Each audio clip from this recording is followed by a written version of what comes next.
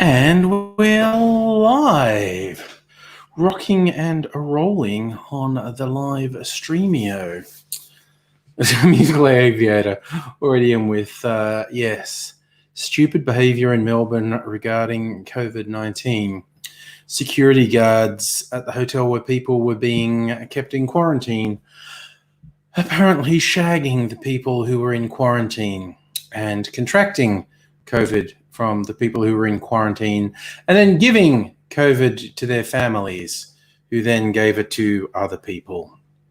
Classic. It's like you had one job and they did not take it seriously at all. Hello, Luke and Megaleech and Blableza. Hey, it has been a while. Good to see ya. This is a fruit cocktail I made. It's got blood orange juice, grenadine, which is I made from pomegranate juice, grapefruit, passion fruit, and lemonade. But I am, this is my cocktail making gear. I am going to make a video for my cocktail channel. I'll be making, what do we call it? American cocktails, things that capture the spirit of America. For 4th of July. Yeah, and Blizzard, I'm really, I'd just been drinking blood orange juice and lemonade a lot. And I had these other juices, which I had for making cocktails. And I mixed some of them up, and it went really well. So I did it again tonight. Yes, Cecilia, see what I did there? Spirit of America. Glee girl, yes. I have to apologise. See, no one's taken responsibility for the dumb fuckery that's been happening. Like this ridiculous story of the person who I think was from New South Wales but had been in quarantine in Victoria, and they had a result for a test pending, but they didn't wait, and they just got on a train and went back to Sydney and worked in a Woolworths. And so like 50 staff are self-isolating now, and fuck knows how many customers, and they were on a fucking train. What a fucking tool. Hi, Lee. Cecilia, your friend was on a packed bus. See, I'm not good with public transport right now. Blabezi, your friend's mum's Aboriginal, late 60s, co-worker was sick going to work, and he has COVID. That's fucked. That is so fucked. I mean, I know a couple months ago, like 4 months ago at the start, everything, one of my co-workers came to work very sick with a cold. It wasn't COVID, it was a cold. And they wondered why everyone was giving them filthy looks. And I was like, well, what the fuck? Why would you show up when you're obviously sick? It doesn't matter that it's only a cold. Because they hadn't been tested, they were just sure it was only a cold. And it was like, well, fuck. And they were right, but fuck, still. Hello, Lines Bader. Yes, Glee, I know it's not actually our fault. It was just it's kind of funny if I just apologise for it all. Yes, on behalf of every dickhead, sorry. There were just so many stories. It was ridiculous. And Blazer, your colleague had people staying with from Melbourne, got a sore throat. Still came to work. Oh, Jesus. No. I mean, okay, I'm more than slightly spoiled. I've been working at home for 3-4 months now. I've gone into the office 3 times in the last 3 months. Last Friday was the last time. I had to get something specifical. I had to get something specifical on my laptop and had to be on the work network for it. Bex, hello. How are you? Yes, Celia, it's a really simple thing. If you have any symptoms at all, even slight symptoms, stay at home. And Visible Chicken, hello to you. Lee, been fighting with anti-vaxxers. Yeah, they're bad. They're very, very bad. And they need to be stopped. Gui, you went to hospital in early April and had the test. Yeah, and isolate till the result came through. You know what happens to me? Like, I don't have any symptoms. Anytime I go out, like if I go out to the supermarket or something, I get to say, I've got to clear my throat. Oh my God, I've got a cough. Oh, everyone's going to freak out if I cough. I've got to hold it. I'm seeing like just choking on phlegm or something. Just like, and it only happens when I'm out. It's like, I'm sure it's a bloody psychosomatic reaction to not wanting to show anything that looks like symptoms. So I end up feeling like I've got symptoms, like I have to cough. It's ridiculous. Oh, there's a soda water from Macca's. Sad existence.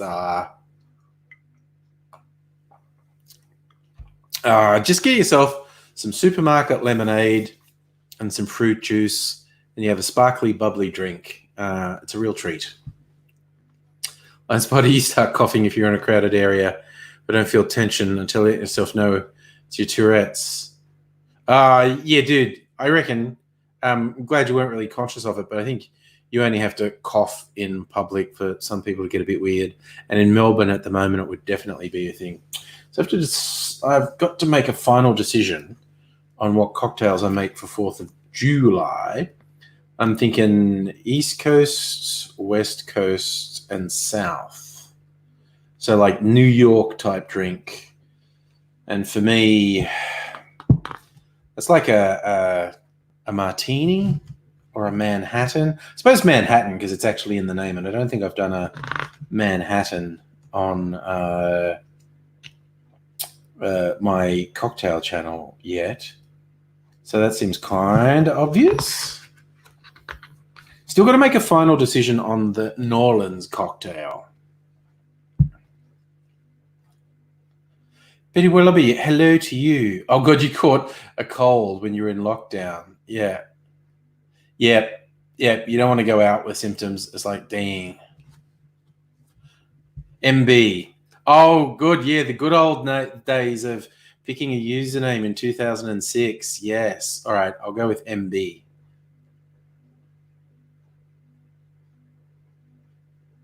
Oh, gosh, Glee, your son's in the 5G Bill Gates conspiracy. That's bad. Yes, MB. 4th of July is Australia Day on steroids. Well, at least, see, Australia Day is just about the fucking invasion. At least 4th of July is about throwing off the yoke of British rule. See, if they just sort of, that's why I think Columbus Day is bullshit because that's an invasion type thing. At least 4th of July is throwing off the yoke of the British colonialism. Oh, wow. Line Spider. Your kid's 9-month assignment was looking at anti-vaxxers for society culture. Got a lot of abuse. Oh, man. Anti-vaxxers are just such bad news. No, I don't want a daiquiri. An old-fashioned is like... Here we go. The Manhattan, which is just rye, vermouth, and bitters. But... Okay, here's some variations. Oh, yeah, MB. The idea of Australia's National Day marking the fucking invasion is terrible. Date's got to change. So yeah, I have not seen Australia-shaped steak. I showed it on some videos. I did see some Australia-shaped burger patties in the supermarket.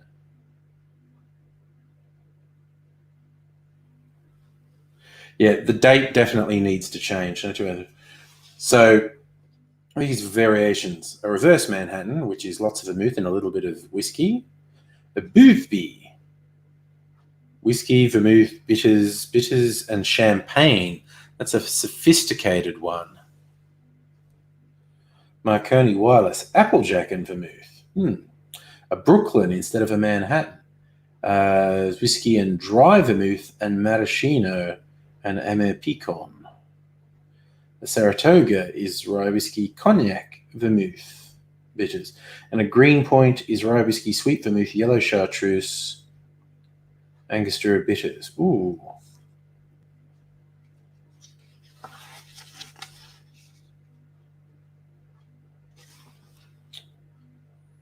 I might make that one the Greenpoint variation of a Manhattan. Yes, yes. Might make that. Petty Wallaby, steaks are not Australia shaped. It's just it's Australia that's steak shaped. Yeah, that's a fair call. You love the Bickies Glee, Australia shaped savoury shapes. Yes. The muscle in fine spider, that's interesting. Muscle in a dog's inner thigh looks like a round steak. Damn. Hey, Annette, how are you? I'm just deciding what cocktails I'm going to make. Either a Manhattan or a slight variation on a Manhattan, which is called the Greenpoint. Even more, Little Italy. Whiskey, vermouth and China. A Moto Guzzi. Bourbon and Punta Mez. Oh, 50-50. Ooh, that's a real Italian version of a Manhattan. Punta Mez, which I actually have and haven't used for a while, is it's like a cross between. It's bridging the gap between vermouth and an amaro, so it's a bit really bitter vermouth. And B, you're amazed I didn't laugh about dogs in a thigh. Well, I raised my eyebrows. Musical aviator, they're not doing. Yeah, they stopped bunning sausage sizzles a while ago, didn't they? You couldn't social distance and do the sausage sizzle. Kirsten, hello, good evening. Cecilia, I'm with you on Little. Who's got time to say the extra syllable of Little Italy? We should just cut to the chase and call it Little. I'm completely on board. A black Manhattan is rye whiskey and a Vernon. Or an uptown Manhattan is bourbon and amaro nino. And just a little bit of cherry hearing. Oh, should I be bothering to go obscure? I'm really tempted to do the Greenpoint. So a standard Manhattan. MB, what do I do for work? I'm an IT contractor. I'm a business analyst. And thankfully, that can all be done remotely because my entire I'm working for state government at the moment. I'm a contractor, so I move around. But at the moment, with state government, and the whole department is working from home unless they can't work from home. Oh God, Megaleech got in an argument with your wife's boss about trickle-down economics. Ugh, aka being pissed on by the rich. So I don't know whether just to make a straight Manhattan, which is rye and sweet vermouth, or this variation, the Greenpoint, that splits the sweet vermouth to a half measure yellow chartreuse. Don't have yellow chartreuse, but I have Ocar Gold. So I could do an Australian sweet vermouth and an Australian substitute for chartreuse. Yeah, I think I want to do that one, actually. Yeah, Cecilia, YouTube is fun. Yeah, no, I got it. You put the smiley face. I get it was a joke. YouTube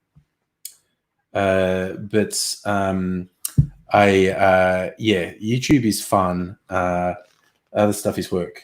A kangaroo cocktail, vodka and vermouth. Why is that called a kangaroo cocktail? That's just a fucking dry-ish martini made with vodka. Martinez, vermouth and gin. Tuxedo, gin and sherry. That's an interesting version. I haven't tried that.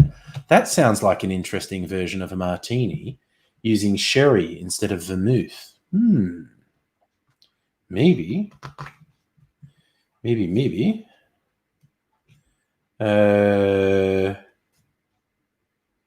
So if I make a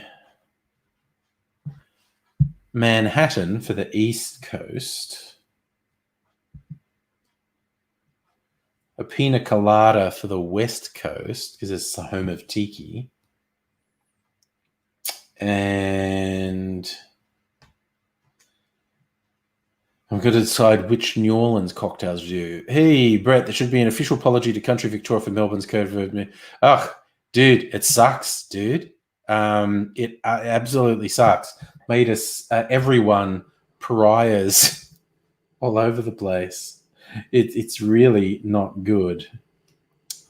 Okay, rum cocktails, cachaça, margarita, bitters, vodka, penicillin, difficult drinks, jam in cocktails, amari, pisco in cocktails, tiki. It's like Mai Tai, Donga punch. That's pretty funny. Donga.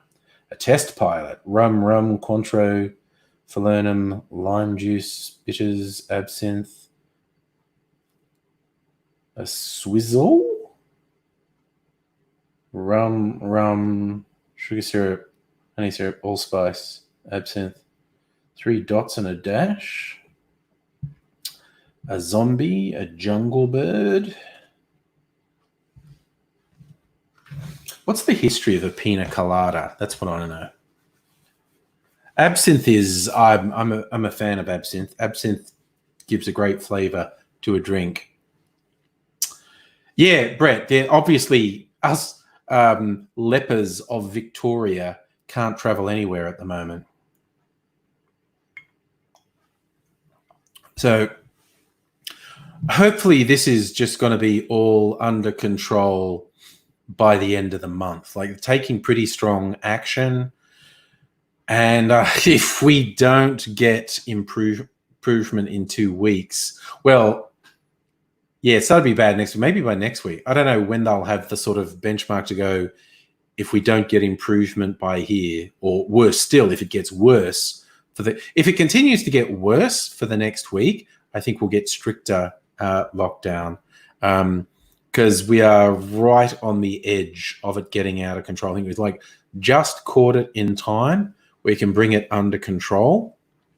But if you act like it's not serious, like, I don't know, like fucking America, it will get well out of control. Like America getting 50,000 new cases a day that we know of. Oh, shit's about to go south there. So we shall see. Hopefully we see improvement in the next week or two. Oh, MB, yeah, the early days, being Trey's excited when you got a couple thousand views and now 1 million views. Ah, AZ just messaged me that he's here. Okay. Let me get that boy to come. Oh, wait, I don't want that. I want this. Got to send AZ a message.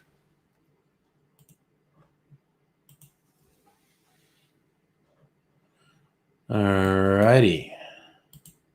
Oops. What was that? All right. Yes, AZ said he's sitting alone in his hospital. So he should be here in a couple of minutes.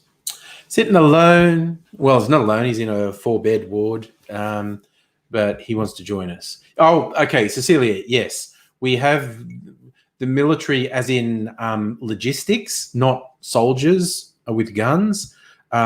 Some people in the military, particularly medical staff in the military, helping with logistics. There's no like enforcement of anything from the military. It's not that sort of military involvement.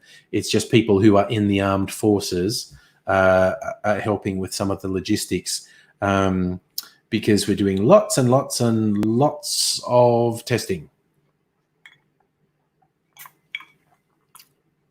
And it's quite a palaver to get all the testing happening, like tens of thousands of tests a day. So yeah, it's just really to help with logistics. It sounds very threatening. The army's involved, but they're not involved from an enforcement point of view. They're involved from a logistical support point of view. Oh dear, David with the aliens reference. With Victoria, I say we take off and nuke the entire site from orbit.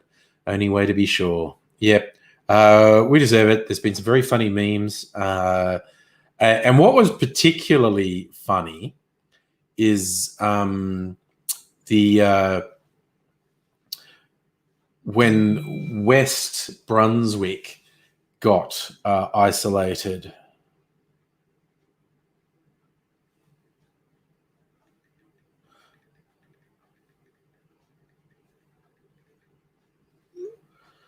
Okay, he's having trouble picking the right email. Oh, God, Kirsten, because you work in logistics. See, there's a lot of ex-army in logistics, all with their PTSD and trauma. Oh, dear. Oh, yeah, no, yeah, MB. Luke was referring to AIDSy joining us from hospital if he finds the right link.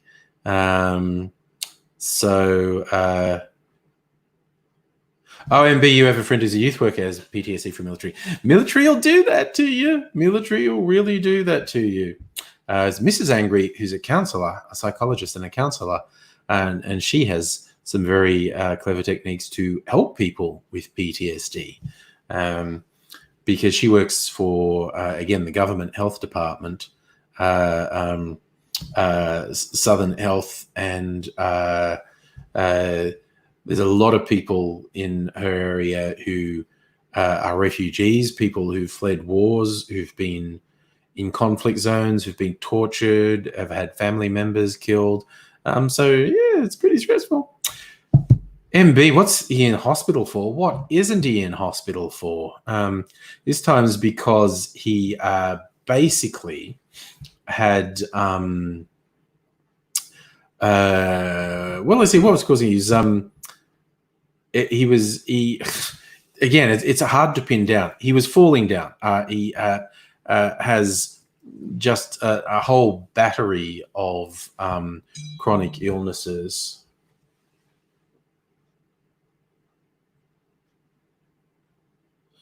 And yes, and he's none too steady on his feet, and he was falling a lot. And it turns out, because he wasn't telling people about the falls, he also had undiagnosed concussions. They got diagnosed when he got to hospital. And so he's got some physical limitations at the moment. His hands aren't working that well, and he can't really walk without falling. But here he is. He can speak for himself, and he'll probably be very strong. But we don't have any sound for some reason. Thank you very much for allowing me. And I don't know why. So it's so small. Because I don't know how your pad works. I thought it just worked. I don't know what you've done on the iPad to make it not work. But at the moment, got a really nice picture. But no sound whatsoever. MB, why does he look familiar? Because he's been in a lot of my videos. Been in lots and lots of my videos. I am going to back out. Peter, can you hear him? So how does that work? Some people can hear me and some people can't. Oh, okay. Everyone can hear you but me. That's fucking strange. Maybe it's because that's one of us never happened before. Is doing the wrong thing. Maybe okay. One of these kids Let is me not doing test something at my it's end. The black kid? I'm just Ooh, saying. Wait 1 second. Has my laptop been fucking with me? Are you there, my man? I am there, my man. Okay, here's me blaming you, and my laptop is fucking with me. Well, I was just saying to the peeps, have you noticed that one of these kids is not doing the same thing? One of these kids is not doing the same, and it's always the black kid not doing the same thing. I'm not saying that you're a coon. I'm just saying you're an Untermensch. And that if our leader had got his way, people like you wouldn't be wearing the suits. I'd be wearing the suits, and I'd be a drug addict. Oh, well. There you go. That was really weird. Actually, pretty much all of that happened except for the suits. Yeah. Yeah. So there you go. Yeah. Yeah. And more drugs are coming, but they haven't come. AD, Anyway. eagerly awaiting. Oh, MB. Sorry. People who are unfamiliar with you, you sound horrible and vile, bringing in questions of race because they don't know your actual racial background yourself. Okay. So, guys, I am related to the only Africans on the First Fleet who had an interesting story in themselves to tell. I am related to the desert people west of Kintore in sort of New South Wales, South Australia. In the hot, dusty, shitty bit there. Oh, look, there's a kangaroo. Food. And I'm related to Islanders, Thursday Islander, and islands around TI. And I'm related to Italians and Jews.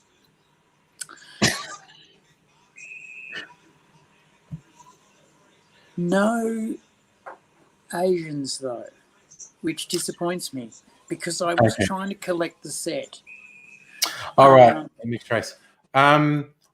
Okay, there has been questions if you can either turn up your mic or speak close to it or something, because I don't really have control over volume from you. This is the best I can do. I can't really amp it up in a hospital. Yeah, of course not. Of course not. Absolutely. I'm sure you understand that. Yeah, definitely and this understand is the that. closest I can get to being centered on the camera. Okay, yeah, I think it's the problem of different, because MB's saying can hear you fine. So I think it's different people's systems. Because I've often had that people say, like one person out of 100 say, I can't hear you. And it's like, well, do you have a fucking volume control? But it's I don't know, it's the nature of the internet, I think. Weirdness happens. Weird stuff that we don't have any control over. It depends which switch you're coming out of it. It depends how many lines you're sharing. It depends. See, they say, for example, that you haven't got the NBN on. Yeah? Yeah. It's actually much, much cheaper for Telstra to send signal down the NBN and then onto a copper line to come to your place.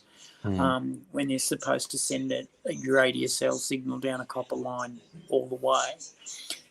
But it's bullshit. It's so much cheaper for them to send 2,000 signals down an NBN line at, lightning speed and then packet them into copper as it junks up in your ADSL.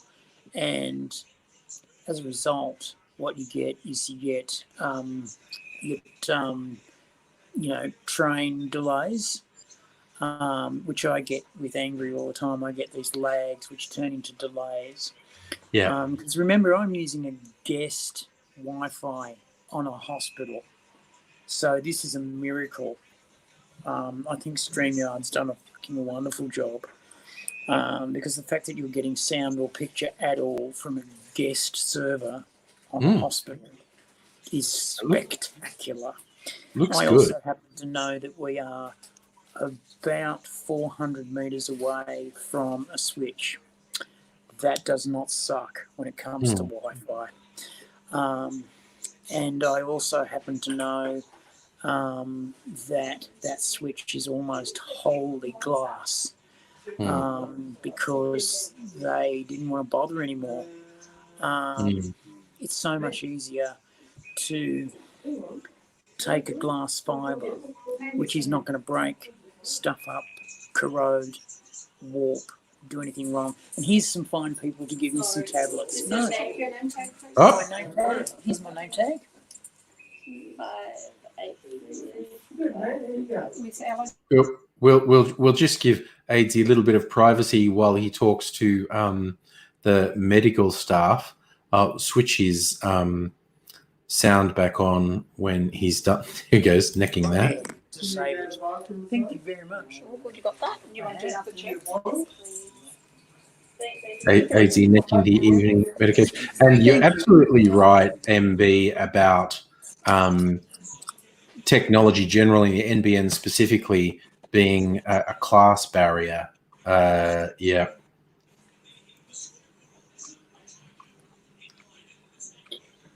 So, Now, yep. I have taken so many drugs in the last 15 minutes that All right.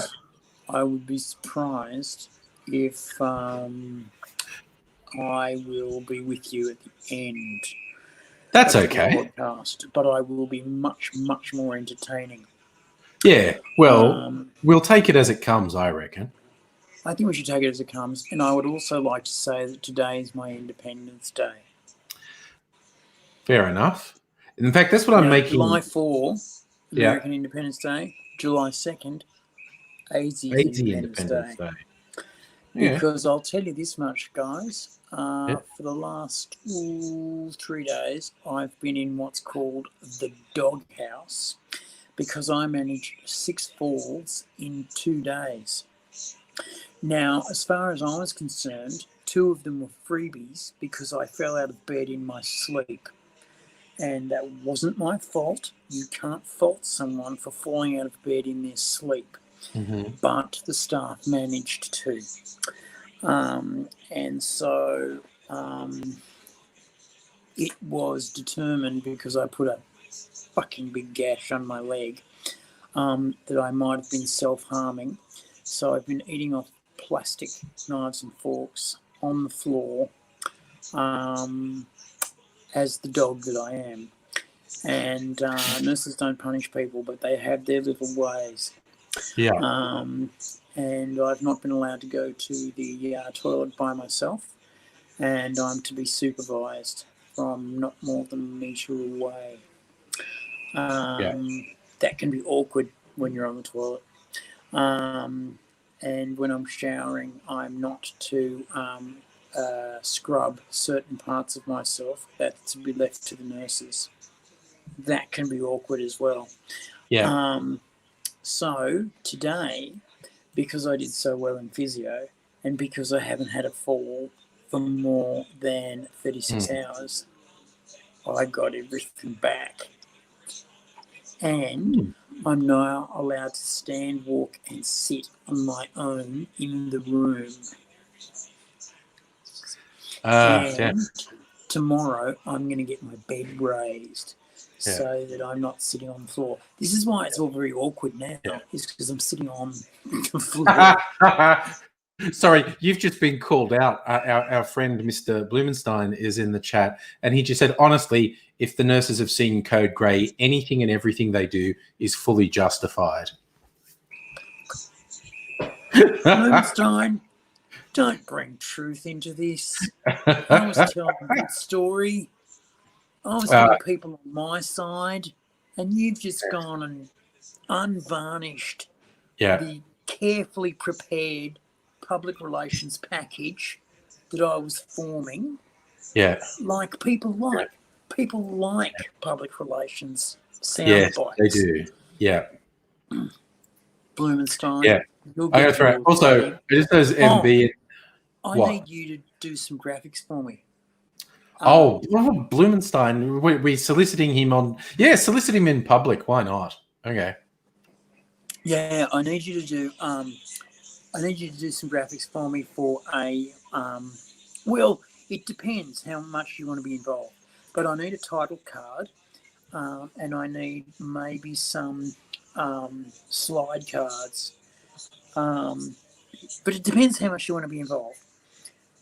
And it depends how much time you've got. I know you're a busy man, and I respect your time, and I respect your talent, but I want something really creepy, and I think you're the man. Think the man who wasn't there. Yeah, that's what we're thinking. Now, because you can't see me, I've got to do something that involves a certain amount of delicacy. Right. Okay. There we go. Keep talking. It's all good. No, that's good. Okay. I did notice. Oh wait, nobody can see things. Some people can see things. Some people can't see things. No one can see anything. No. I just meant some people are saying their screens went black. No, they didn't. Yeah, not from my perspective.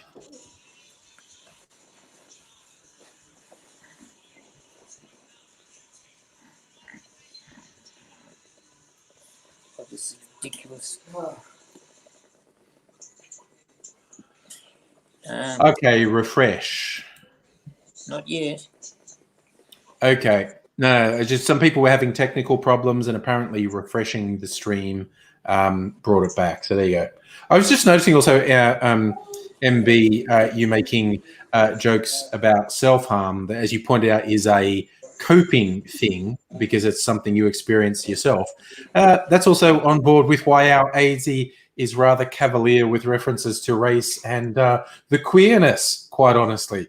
I remember after you had a tirade at some point, someone's going, "Oh, you guys are cool and all, but can you stop saying fag?" And I went, "Probably not. Really? Probably not. Probably not. Probably not going to stop saying cock smoker. Probably not going to stop saying queer as a treeful fish. Yeah. Probably not going to say gay as a regatta of boats. Probably not going to say puffy as me. Probably Camp as a Boy Scout jamboree. Yeah. Probably not going to stop saying I've sucked more cocks than a boys doing vacuum cleaner, but this is way too gay for me. Yeah. Probably not going to say that my favourite term for homosexual is receiver of swollen goods. Receiver of swollen goods. Nice. One of the things I learned years ago is that people will try and alter your language. They will take your name. Yeah. They will take your words. And they will tell you what to say and what to wear and how to say things and what your name really is. Yeah. When in fact, you know what your name really is and you must never let go of that. Yeah. And you know what you want to say and how to say it, and you must never let go of that. Yes, sometimes you're in company where you've got to pay a bit of respect to the sensibilities of the people around you. Understandable. But don't change up your language to suit the prevailing crowd. I mean, if you're being a prick, then fuck you, you're on your own. You're going to get thrown out of the meeting. But if you've got a decent point to make, don't change up your language. If you're in a council hall and you like saying fuck a lot, tone that down, but say you guys have done fascist actions and stand behind that. Remember that arguments are like children. If you can't support them, you shouldn't have them. Yeah. And political views are like teenagers. Yeah. They're difficult, changeable, and will often be quixotic. Roll with it.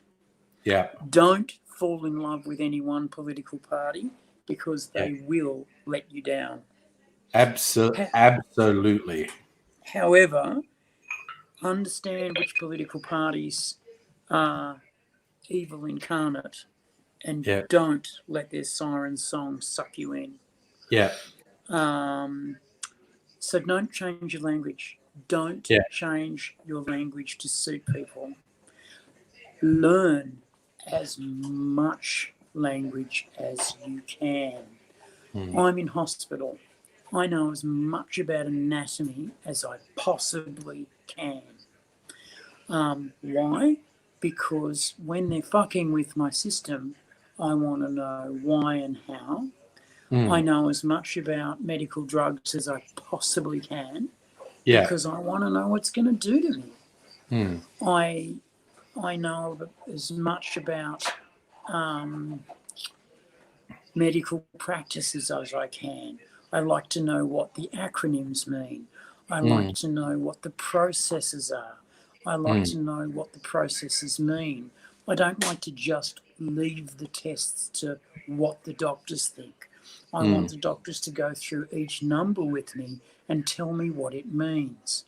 If they say, I'm very busy, you say, it's okay, I've paid you $400 to be here. You're not paying me. You've got time. So be assertive without being a cockhead. You're not shouting someone down. You're being collegiate. And being collegiate means that you're allowed to have an argument. Me and Angry have arguments all the time. But as soon as we have an argument, we get real fucking polite. Real fucking polite. Because especially when we're very heated, we get very, very polite. Because at no point do we want our respect for one another to be in question. And at no point do we want the argument to spill over into you're a cockhead. Because Angry is often a cockhead, but he's not a cockhead when he's arguing. And he likes to shout when he's angry, but that's okay because the man likes to shout when he's angry. I listen to him shouting and then I suggest a thing, and I suggest it in such a way as it's forceful without being blameful. That's another thing to learn. Be forceful without blame. I'll give you a real world example. We're in a situation where we had a group of people we were going to meet and they let us down very badly. Can I, just before you launch into it, are you happy to continue with your story if I am otherwise occupied for about 10 minutes making a cocktail video? So I'll have my sound off, so you'll be in the driver's chair, and I won't actually hear what you're doing. Are you hunky-dory with that? I am, but what I want you to do is to post up 3 questions I can answer while I'm doing it, because I'm happy to keep on going with this, but if I can also answer the 3 questions, that'll guarantee me the 10 minutes. Okay. Do you want me to tell you 3 questions now, or or can you see the chat? Do you want me to say them, or should it be? I can't see the chat. I can't get to it without blowing out. Yeah, we don't want to do that. We don't want to do that. No. Okay. Yeah, that's a good thing. I thought. You know what I'm going to. I can see them when you post them. I can see them when you post them. I just can't see the live chat. Oh, you mean if I put it on screen? Yeah. Okay, I can do that. I tell you what, I'm going to find significant events of the day. Yeah. Remembering that I don't watch news because of anxiety. No, I don't mean. I mean significant things that happened in the past on this day. Okay, so I am going to change the branding so the letters are a bit bigger. The letters are a bit bigger. Okay. Creating a. Can I just point out that the audience or the viewership is looking damn sexy tonight. Just saying. Yes, definitely. Just saying. Because you might not know this, but we, being members of the Secret Service in the government, it's the drugs talking again. I shouldn't have said that. It's official secret. So we can see you through your device. We are the ones tapping your microphone and phone. Oh, and the thing that, you tape your camera and your microphone doesn't work because the screens are, in fact, much easier to see through. Yes. We are the ones that give you secret messages. Yeah. Write a dirty letter to the Pope. Okay. Okay, I've got 2 of the 3 questions, and it's based on things that happened on this day. I've just got to come up with one more for you. They're pretty good questions. I'm loving that. I'm trying to center myself too, and I'm not having a lot of luck. But I've got to get closer. Let me see if this works. Shit.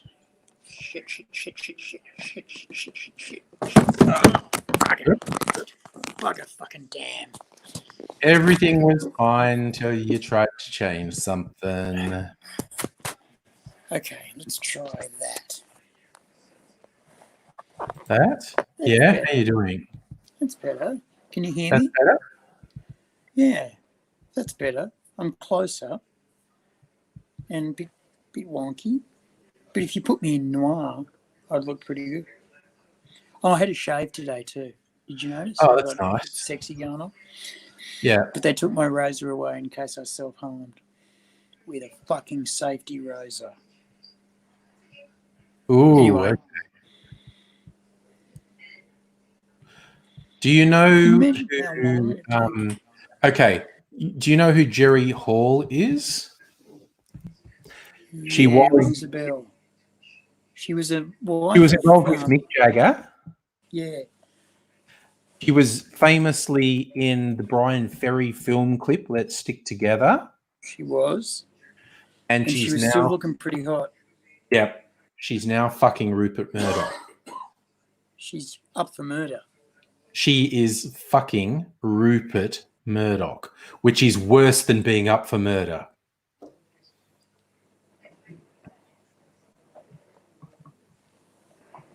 No. Yeah, true, horrible, and true. So, okay, so the 3 things which I'm now going to pop up on the screen, anniversaries of today. It's the anniversary of Hitler's Night of Long Knives. So I'm going to ask you who you'd kill in a Night of Long Knives. Got some ideas. Yeah. It's the anniversary of Amelia Earhart's disappearance on her round the world flight. So you got to explain to everyone what happened to Amelia Earhart, and you've got to wish Jerry Hall happy birthday, knowing that she's actually banging Rupert Murdoch. So, okay, I will get to them after. Yeah, but that's thank you for bringing that up. I've got that. If and when you want to, those are additional. I'll get to the questions. You I think everyone. And I'm not joking.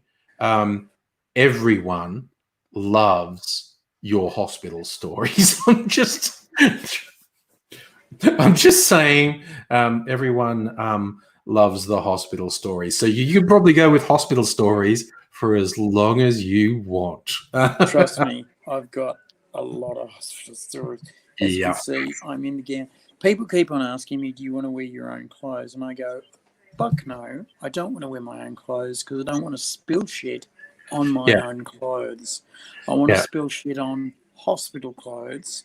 Yeah. My hands have stopped working. My feet have stopped working. I have no strength in my hands. And well, actually, my hands, oh God, my hands up to my elbows,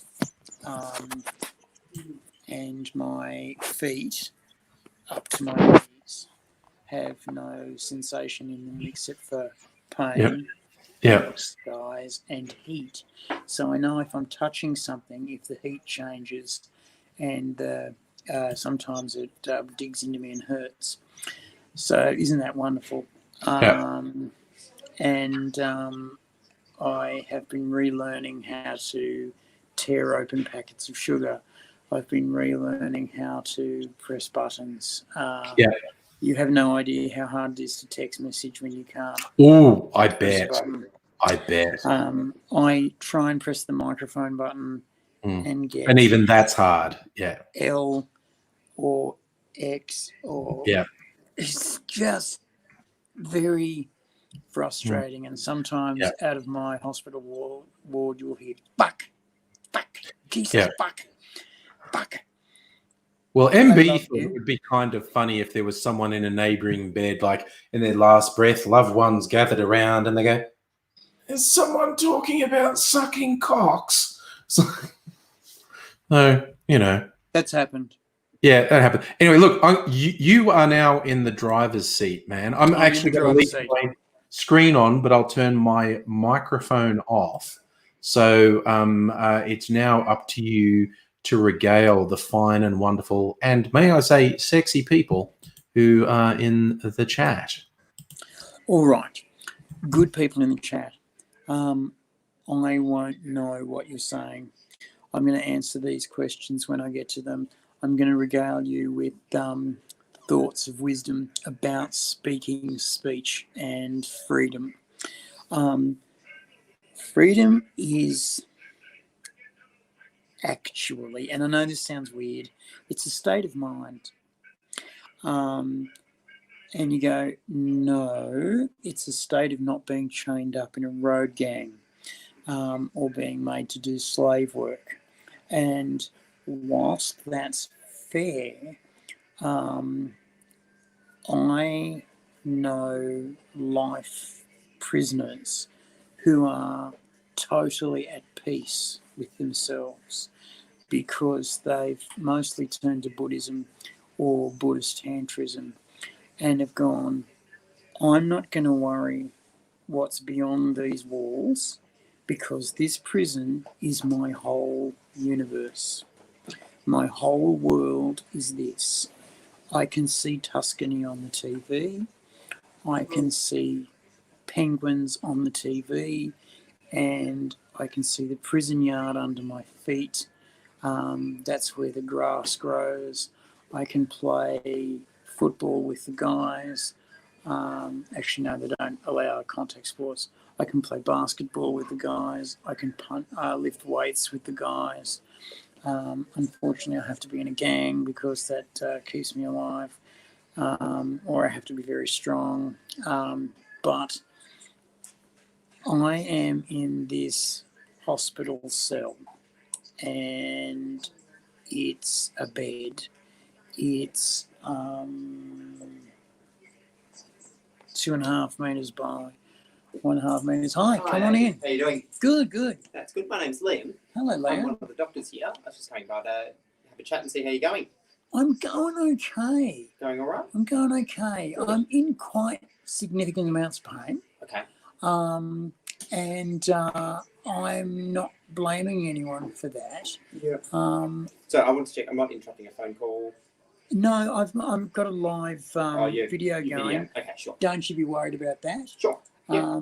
You're not on camera. Okay. And you're not being that's all right. You're not being lambasted. No, that's okay. And in fact, these good peeps would love to take that cup off there and sit on. No, that's all right. I just like Scotty. You like Scotty? Yeah.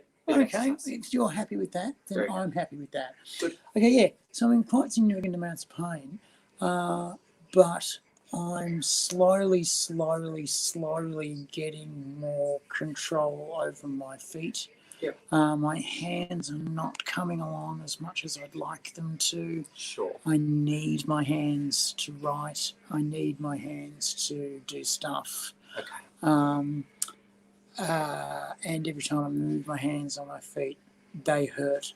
Yeah. Quite a bit. Yeah. How are we off for pain? Well, you know what? I think we could do more about the pain, but I'm also aware that we can't go overboard with pain meds. But I think we can strike a balance. Mm. Could we do more? Sure. Could we do much more? No. Okay. I understand. Yeah. You know, we could probably deal with a couple more endone a day. We could probably deal with one more clonazepam a day, but I wouldn't want to do much more than that. Sure. I You can know? understand. Yeah. Yeah. Certainly. I also, I don't want to wuss out on physio because I'm hurting. No, of course. I'm not But it's interested in that. You know, it's that balance. Of It's the hurting balance. yourself. It's the Yes. balance. Yes. And also too, we're in a noisy, rambunctious environment. It's hard to meditate, but it's important to. Certainly. And it's important to be cheery as well. But in a hospital, when your mood crashes, it really crashes. Yeah, I can understand And it's important to get that mood back up again. Because, as you are well aware, pain requires a bad mood or a sad mood or a down mood to operate. Absolutely. And if you can be as cheery as possible, then you are blocking. I know I'm taking a good 4 points off the pain, but I'm pretty much constantly riding at a 7 or 8. Now you say, well, you can't go over 10. You can. 10 I peg at when you're about to faint, and 12 is when I peg that you're unconscious because of the pain shock that is happening. Say if you got hit by a car and it broke both your legs, that's a 12.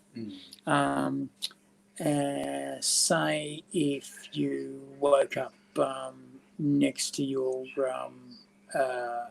lover who was dead, that's a 12. I understand, because you've got the emotional side as well. And they will working together. Absolutely. They must working together. Yeah.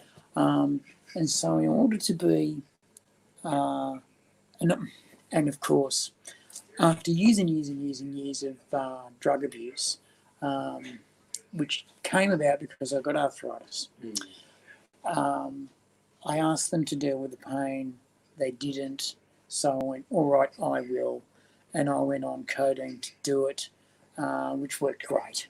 And then codeine works great if you go up and up and up and up and up and up and up and up. Certainly. And I did.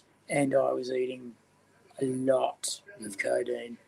And we're talking in the couple of hundreds here in every sitting, every day. Yeah. Okay. And this was ibuprofen with it, which will destroy your kidneys. And it was intolerable and untenable, so I brought it back down again. But by that time, also, because in the old days, they used to treat arthritis with chemotherapy. Yes. And, of course, after the chemotherapy, your immune system bounces back. Sometimes it doesn't. My immune system was shot. I virtually have AIDS. Every disease that comes along, I get it. Really susceptible to, Very susceptible to infection, very susceptible to disease. I've had things like, the top of the pops is I had Fournier's gangrene. And everyone was saying, are you diabetic? And I'm going, no. it's just an effect of that medication. It was that, and I got an ant bite on my scrotum. And you know what? Ants don't clean their mandibles. I'm thinking about putting up tiny little posters. Clean your mandibles. You'll live longer. And seeing a sick ant and a happy ant. Do you want to serve your queen? It was from an ant bite, and it nearly killed me. And after the emergency surgery, my doctors told my parents to start preparing my funeral because I had a less than 2% chance to live. I'm sorry to hear that. Yeah, you've been through a lot. So was I when I woke up. Okay. And do you know what I was most disappointed about? Was when I woke up, it was in Royal Melbourne, and the Royal Dental Hospital was desolate and abandoned and still hadn't been torn down to make way for the Peter Mac. And through the roof had come the vent pipes, and they were clad in a paper, tar paper cladding, and they looked all the world in the wind like penguins.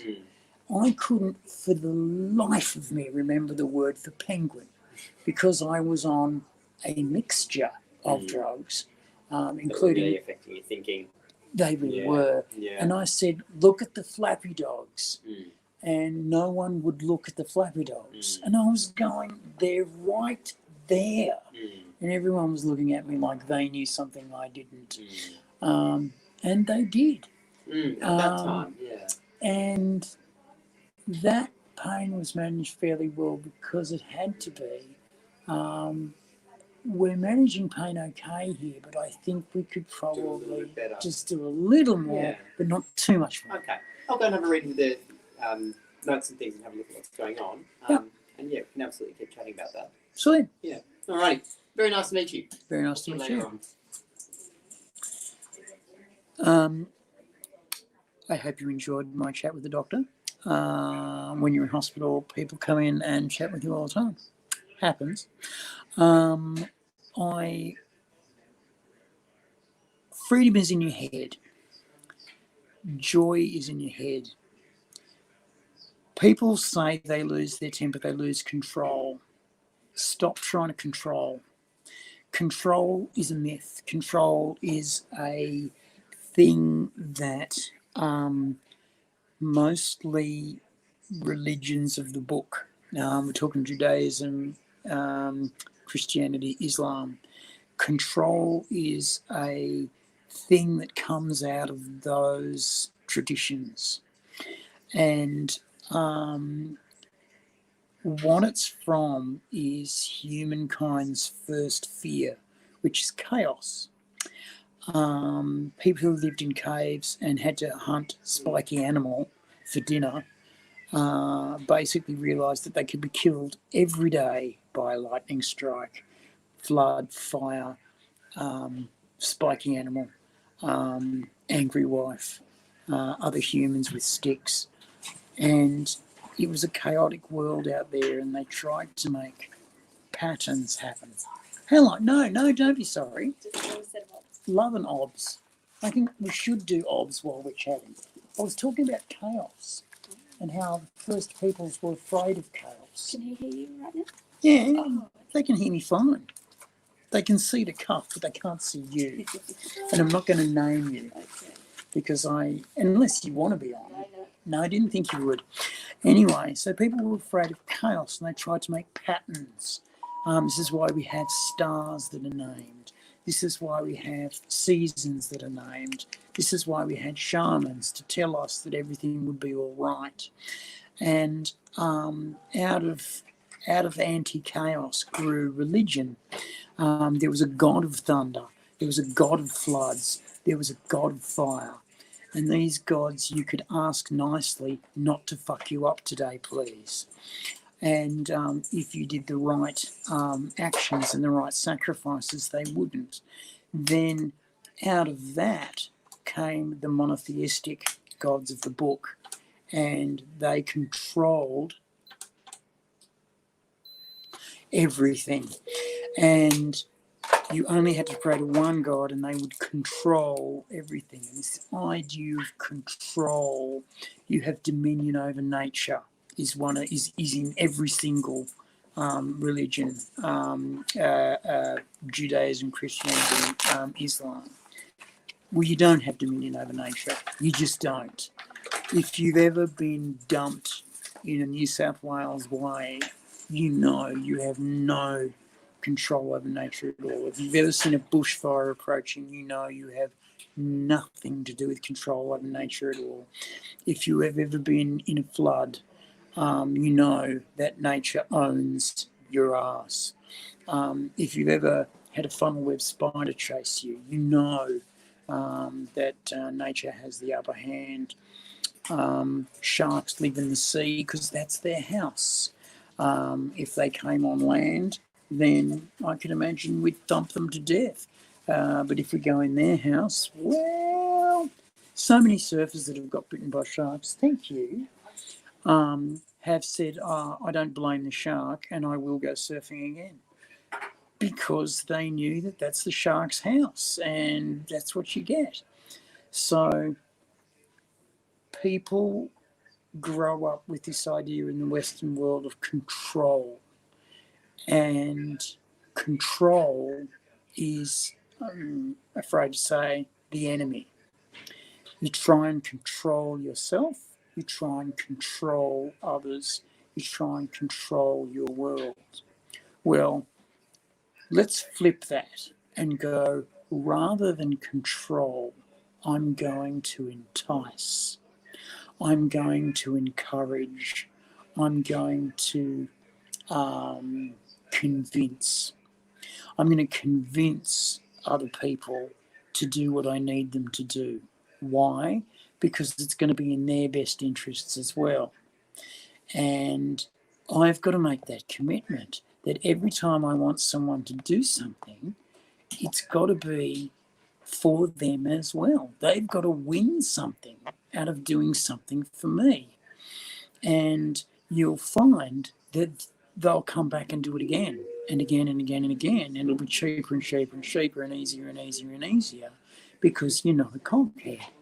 If you try and control someone and yell at them and scream at them and make them, well, they'll resent you. And when they resent you, you've either got to swap them out of your training and into another person. And this is what the military does. Very effective. But they swap them around out of bullies at the beginning into lesser bullies, and then because they've been trained highly, lesser bullies again that act more collegiately. It's a system. Also, they've got to train people to kill other people, which is something that people don't naturally do. It's very hard to get someone to kill another person. It's deeply rooted within our souls that it's wrong. And a lot of religions will like to say that only religion teaches us morality. No, there was morality in caveman times. There's always been don't kill members of the tribe. There's always been take care of the sick and the elderly. There's always been don't steal from members of the tribe.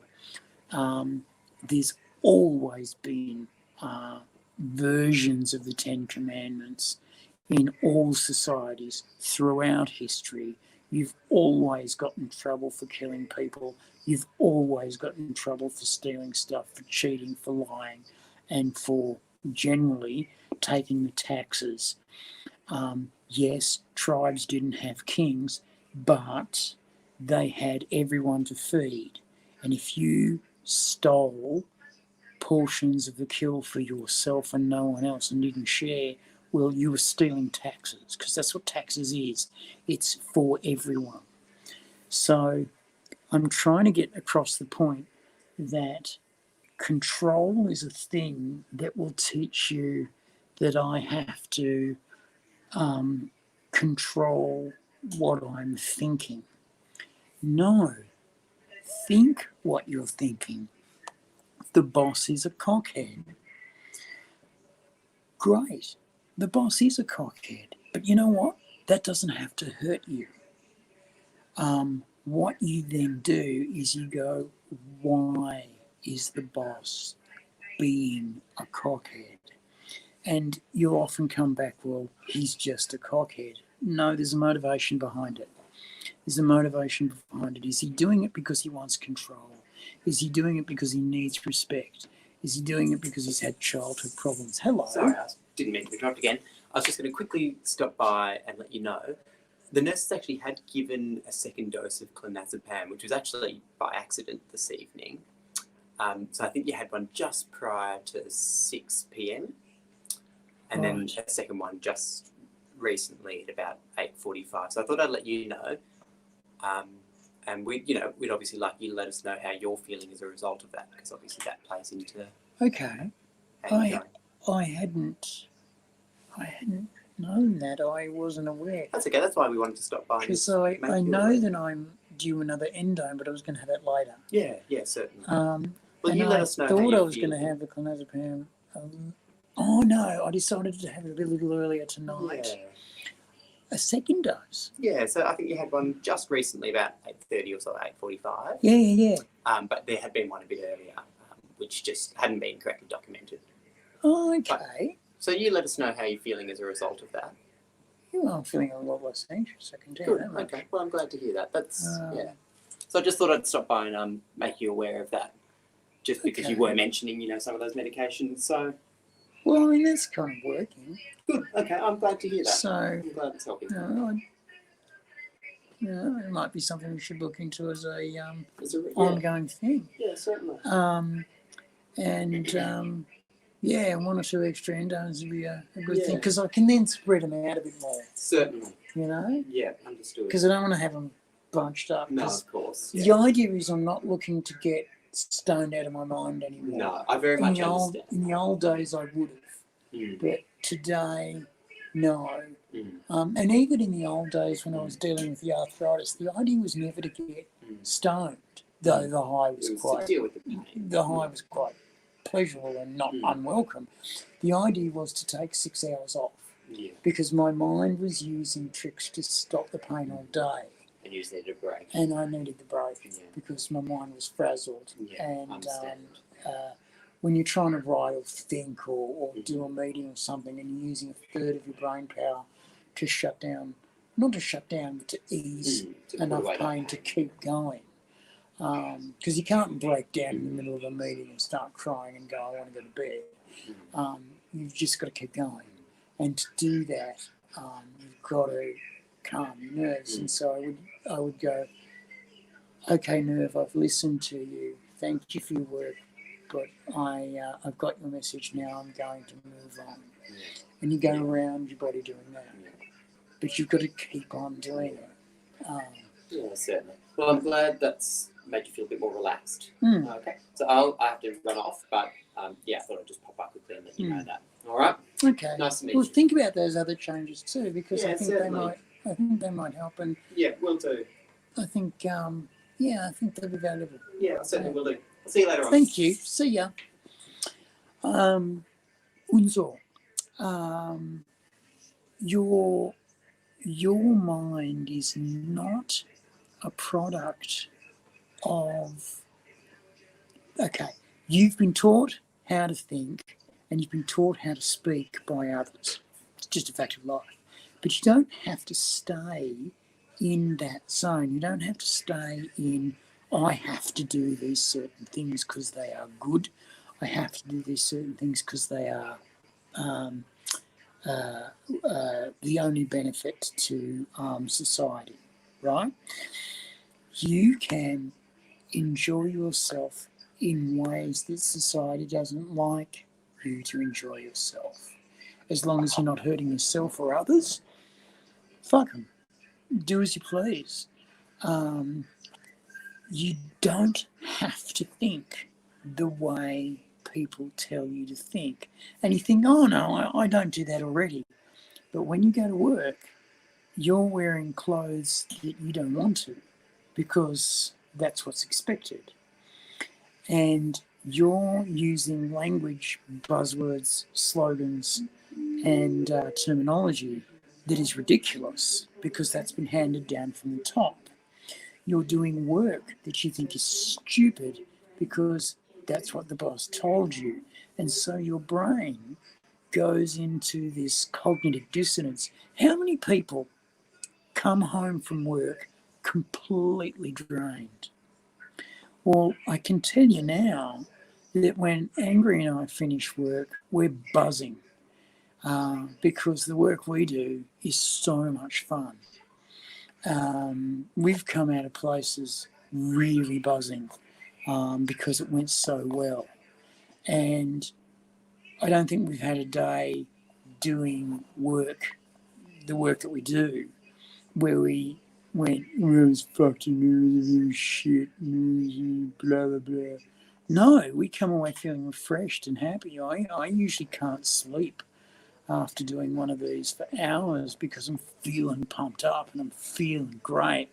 And I got to talk to the peeps and I got to see the peeps and I got to be on other people's devices because they allowed me in. And so my work refreshes me, but a lot of people who don't have that opportunity, they have to work shitty jobs. And a lot of people, most people work shitty jobs, all right? So don't feel like you're the only one. Don't feel like you're, Mr. Loser. No, that's not fair.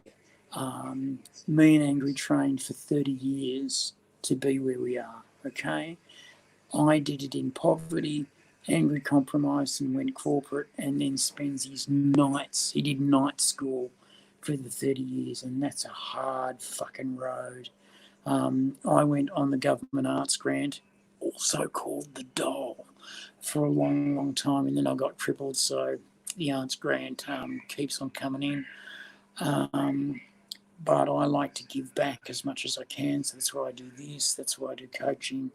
And one of the things we talk about is control. You don't have to control the conversation. You don't. We're getting all these fucking labels about cucks and fucking alphas. No, don't be that shit. Avoid that crap. Just be a human being who listens to other human beings, properly listens. Don't just wait for your turn to talk. Listen to what they're saying and process it properly. And if you hear something that is controversial or is odd to you, say, now, I think you're saying blah-diddy, blah-diddy, blah-diddy, blah. And they'll either go, yeah, that's what I'm saying. And then you can go, that's really, really alt-right. Are you comfortable with being a fascist? And they might say, yeah, I love that. And you go, that's illegal in Australia, don't you? When you're hearing people do hate speech, it's hard, but it's important to talk truth to power and go, look, that's not cool. Don't do that. You're hating on people who it's not their fault. You would have heard a lot of people say the towelhead terrorists. Well, fucking almost, every Jew I've met, bar one, has been a wonderful, generous, wonderful human being. Every Muslim I've met, bar one, two, there's more of them, has been a wonderful, generous human being. One of them is one of my best friends in the world. He's just a fucking great guy. And he protected me and Jason, the Poofs, from a friend of his who was very deeply into his Quran, and he was very deeply into Poofs should be stoned to death. And my friend got asked, these Poofs, they're disgusting. What would you think if you saw two men kissing? And my friend said, I'd be jealous. And everyone laughed, diffused the situation completely. Because he was out in Australia on his own without his wife, and he was lonely. He didn't have many people to talk to, and he was just going, I'm doing this, but it's hard. And he got shafted by the Australian government, but that's a story for another time. So stop thinking about control and start thinking about analysis. My boss is angry at me. Why? Why is he angry at me? Why is someone trying to fight me? What are they trying to win? What are they trying to gain? And why me? Why are they trying to do that with me? Why am I important in this? Because if they're fighting with me, I have a central role in their fight. Therefore, I am actually important. So rather than feeling like you're being attacked, start feeling like you're important. You're important enough to fight. And they have motives and means to do this fight, to do this argument. They want to win something. So find out what they want to win and decide if it's worth agreeing with. Sometimes when people fight with you, it's easier to go, yeah, okay, yeah, fair enough. I could see that. I mean, I would alter it a little bit, but I can see where you're coming from. And that takes the piss right out of the fight. You can see him wind up ready for a biff, and you go, hang on, blah, blah, blah, blah, blah. And you're saying, yeah. Well, I mean, broadly, I think, yeah, that's fair enough. I mean, the details, I think, are way off, but that's details. I mean, I can tell you details. But you should tell me details as well. And then maybe we can find places where those details intersect. That kills a fight dead. I had to go to my boyfriend's parents' place to meet them for the first time. He dropped on me on the train 5 minutes before we got there that his last boyfriend had been abusive. Now you tell me? And so I go and meet the family, and they've got the shotguns ready, and it's a panel, and I've got to meet each one individually. And some of them are sneaky, some of them are smart, some of them are outspoken and growly. And I do parents really well. If I have a girlfriend or a boyfriend and I meet the parents instantly love me. It's helpful, it's useful, it gives you a lot of kudos, and it helps your life. Learn that trick. How do you do parents well? You basically listen to everything they say. You offer argument if you want to, but you do it gently and respectfully. You say please and thank you, and you show affection rather than tongue-pash love for their child. You also offer protection at all times. Just a tip. Anyway, if you find yourself in a place where your speech is having to be altered, right? You are being controlled.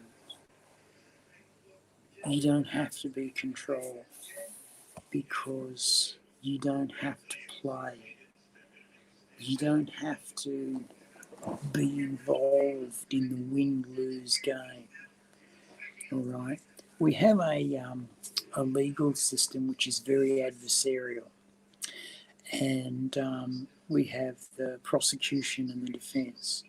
And if you're the defendant, if you're the one in trouble, the prosecution will go you. They will bring up your past. They will bring up every little thing you've ever done. They will be nasty.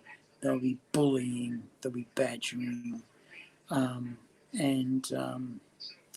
What you do is you answer everything fully, and you answer everything correctly.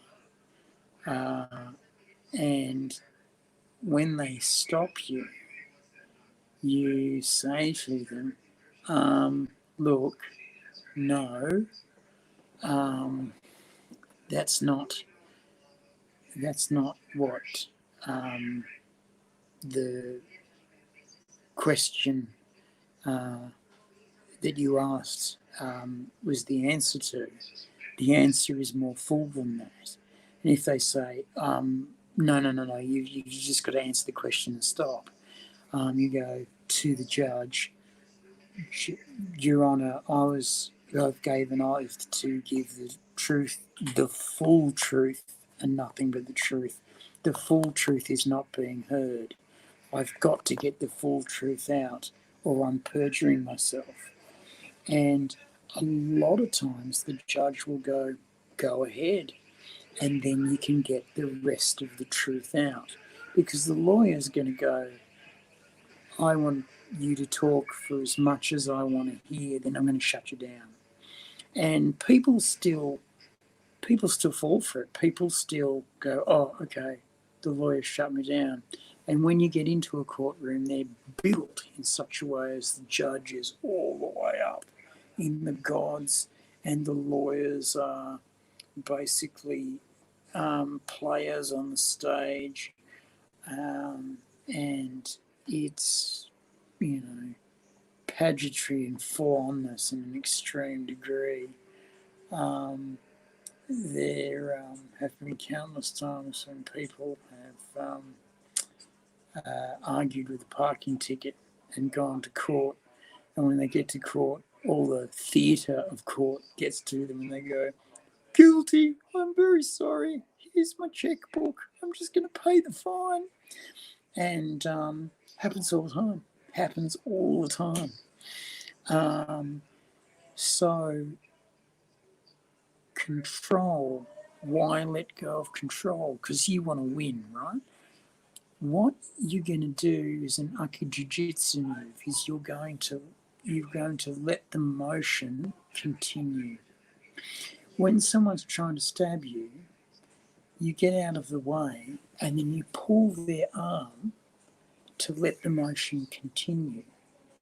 And then as you pull their arm, you change the shape of their body so the motion flows, and they go forward with a knife that will then twist under their arm and hurt and break their arm.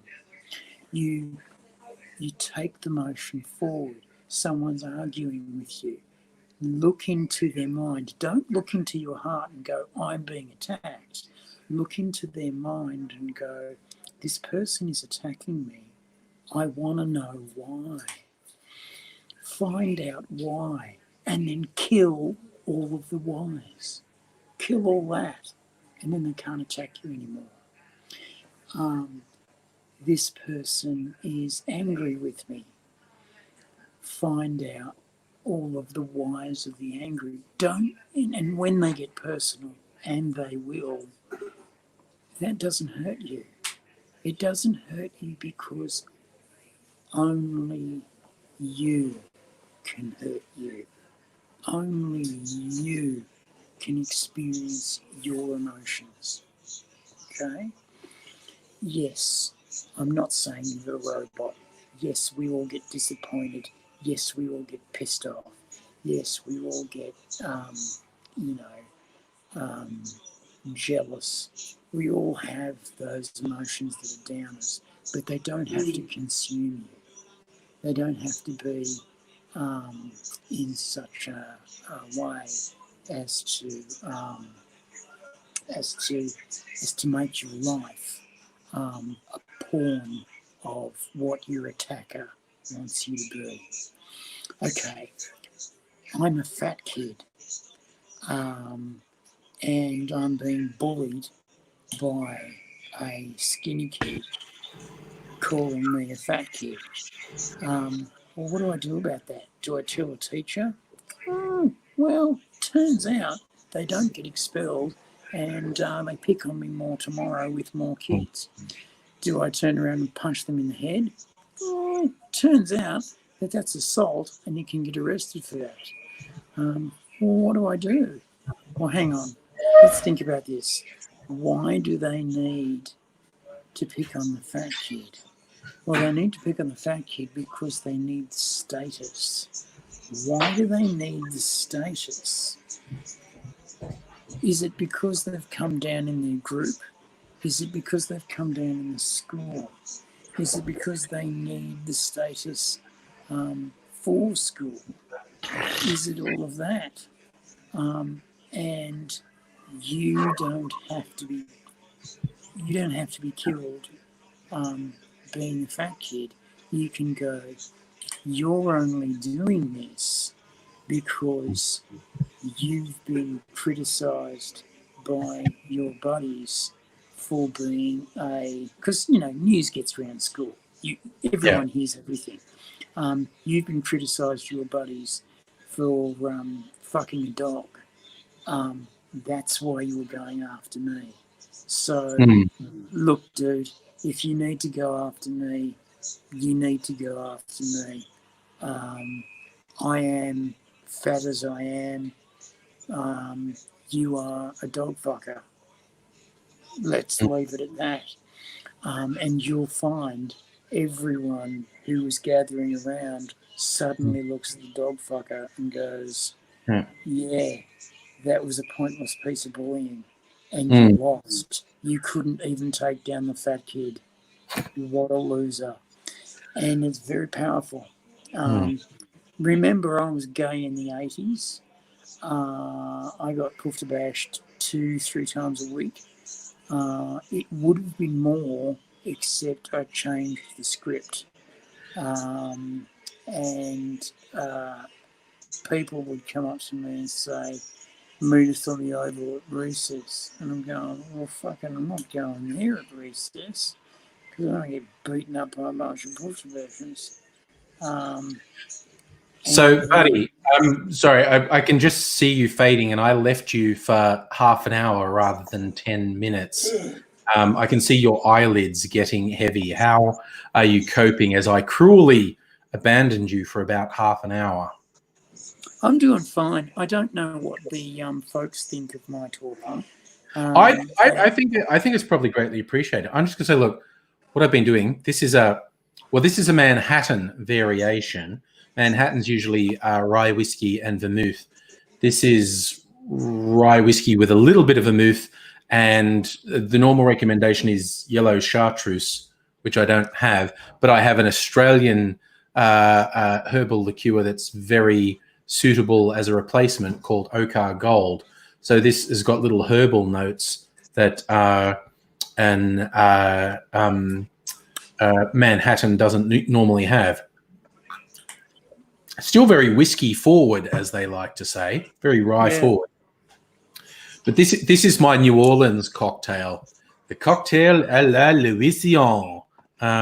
This also has rye whiskey and sweet vermouth, but it also has Benedictine and just a dash or two of absinthe in it. How old's everyone? Ooh, ASL. And although this arguably has similar ingredients to the Manhattan, as in there's rye whiskey, sweet vermouth, and herbal liqueur, it tastes completely different because there's different percentages, and it's very nice. And then I went tropical for the end. Look at these. Oh my God, I have to drink these before I go to bed. Poor me. I made a pina colada because I love getting caught in the rain. Do you like walks in the rain? Yeah. Do you like making love at midnight? In the dunes by the Cape. That is such a weird song. Okay, this is age has been given away here. AZ, myself, David, Glee will all remember the Pina Colada song from when it was released. Do you like pina coladas? It is basically two interesting things about it. One. MB, I'm 54 and AZ's just hit 50, if I remember. Just hit 50, and no one believed it was going to happen. My parents at my 30th birthday said, we didn't think you were going to live to 25. So, yeah. Yep, there is that. I did get told by my old man, you should start standing on your 2 feet. You don't even have a fucking job. And I didn't spit at him. I've actually got 3. They just don't pay very well. Actually, one of them pays very fucking well. Actually, Dad, I have payment in kind. It's a big tax. What do we call it? Salary sacrifice, and it fucking is very convenient for me. Let me tell you. Hello, what's this? Is this an iPad I see before me? Do you have an iPad, Father? Fuck you. Do you know how to use it? Also, fuck you. Yeah. Do you know how to look up anything on the internet except for your paper? Big boomer energy from AZ's dad. Also, I went to town. This is a clarified pina colada. I use the coconut milk as the clarifying agent. So these are the same ingredients, just prepared differently. And this is good. This is like 8 out of 10. This is fucking 9.5. The milk clarified pina colada. Oh my fucking God, that's good. Oh, okay. MB's full of the flattery. Thinks I look 35. It's good, clean Christian living. Plus, I think being fat stretches my skin really tight, and you don't see many wrinkles. How old do I look? What? You don't look How 50. old do I look? I've seen that's the thing, dude. Like every now and then, someone will be on the news and they'll go like, "Joe Blogs 40," and he's like, "Dude, you look like you're almost fucking dead." What the? I've seen 30-year-olds. I seen once a woman who was sadly a little mentally ill and a massive alcoholic, and she'd wander up and down the Lygon Street, and she'd be asking people for money, and she'd have wet herself and soiled her pants, and she was just this chronic drunk, and you'd find her in a doorway, not hassling the shopkeeper, but she'd be passed out. Yeah. And the shopkeeper would come out and move her out of the doorway and drag her in front of the window and just lay her down and put her in recovery position in case she vomited and killed herself. And I was looking at this woman. She looked about 70, maybe 80. And I said, really, to my wife at the time, my ex now, I said, really, she should be really in rehab and in a home. She shouldn't be left on the streets like this. Well, and she said, well, it's a bit difficult because do you know how old she is? And I went, oh, she's got to be in her 70s, 80s. She said, she's 26. Yeah. Substance abuse will do that to you. Are you fucking kidding me? And she said, yeah, she's been drinking since she's been 9. Yeah. Substance abuse will fuck you up. The only thing that fucks you up more than meth is alcohol. Yes. Yeah. Yes, I smoked for 35 years, and everybody thought AJ's never going to give up the smoking until boss of the house came in and said AJ's going to give up the smoking and made it happen. Blew my mind. I didn't think it was going to happen. And, because I was getting to the point where is it going to be smokes and medicine and food? Well, it's not going to be all three. So I think it's going to be smokes and half the medicine. And that was how I was living my life. I would go for a week without eating. And then I'd have to eat. And then I'd get constipated because nothing had gone through.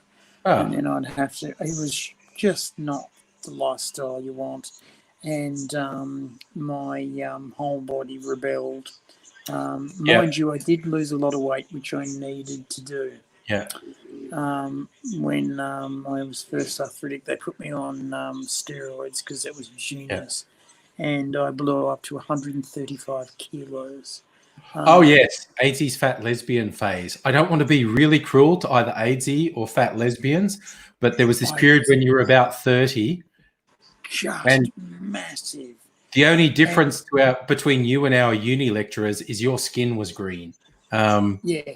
And I was so fat, and the pain in my joints was insane to try and lift all this bulk around. And then I got sick and lost 30 kilos in 2 months. And then I got less sick and lost 30 kilos in 3 months.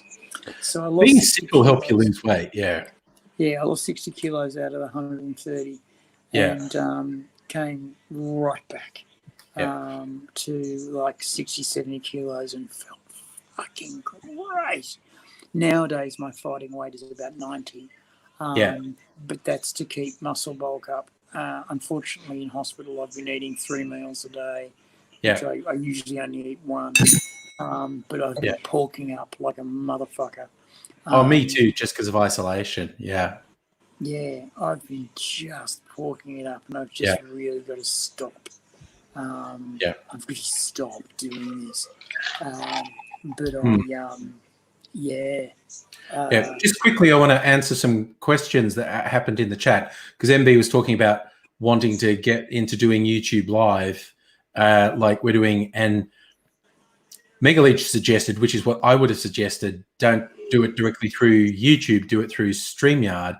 Then there's a whole discussion on whether it's still a hassle or not to go live directly through YouTube, because YouTube keeps fucking around.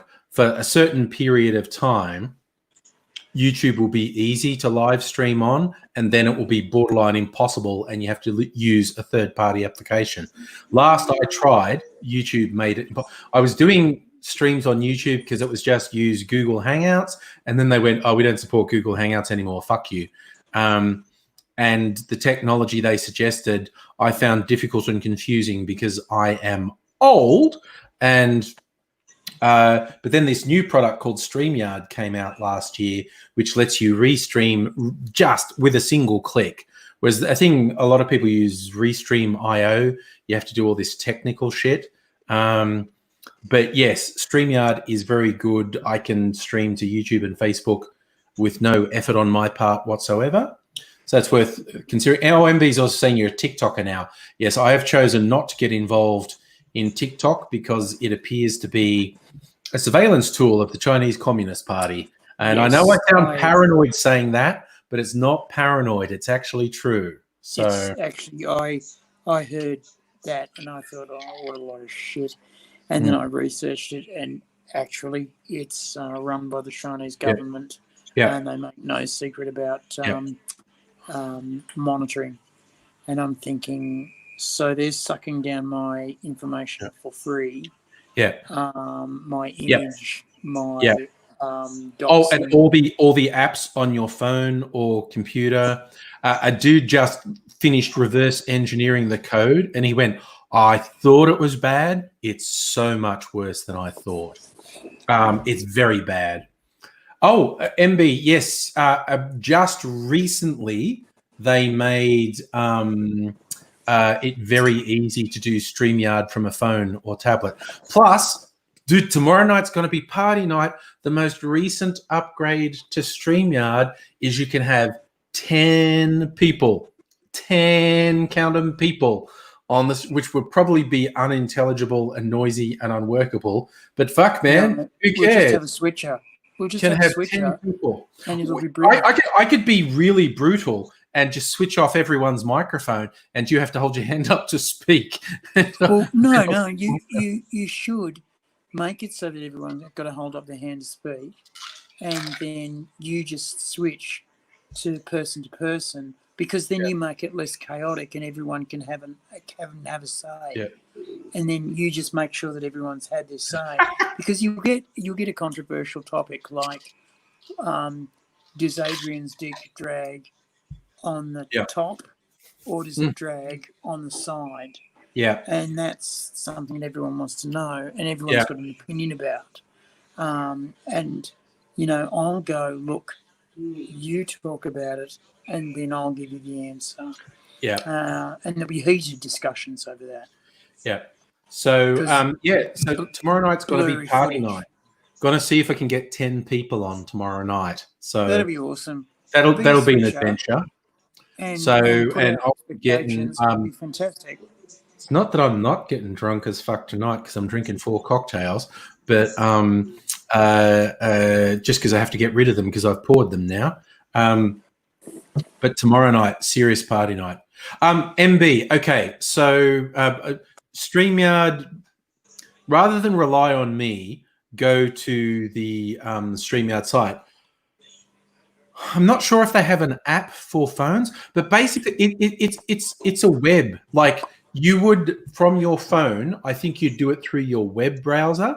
you would launch it through your web browser, and then you can control it through your phone. That's a relatively recent thing. I've been able to add guests who are on phones or tablets, but it's a relatively recent upgrade that you can actually launch a live stream from a phone or a tablet. They've been saying in their notes that they've been working on that for ages. Yeah, because people they're very good with listening to requests. They are. And they've been keen to get into the mobile space because everyone else is there. And a lot of people watch their YouTube on their mobile. A lot of people do all their media on their mobile because you've got one bill, you've got one Wi-Fi.